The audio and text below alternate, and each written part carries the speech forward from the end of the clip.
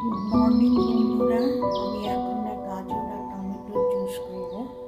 এই গাজরটাকে কুচি কুচি করে কাটবো, টমেটো আর কাটবো একসাথে পেস্ট করে, তারপরে ছেঁকে এটা শরবত তৈরি করবো। এটা খুব হেলদি।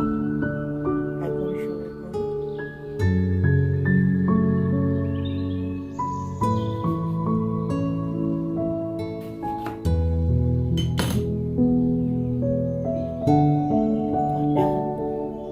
কাটা হয়ে গেল।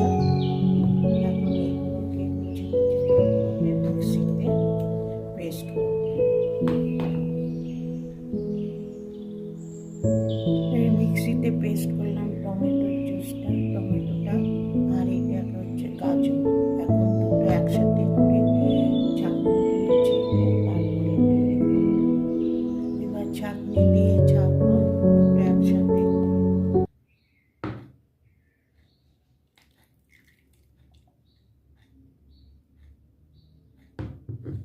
দিয়ে মিক্সড করে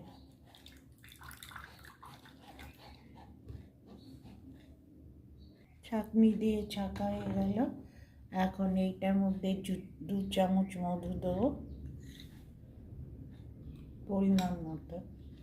এটা হচ্ছে একজনের জন্য। আর 1 চামচ বিট নুন।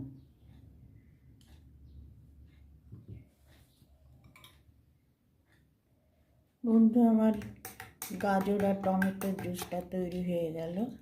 যদি ভিডিওটা ভালো লাগে তাহলে লাইক কমেন্ট শেয়ার করে দিও। আজকে চলি, টাটা।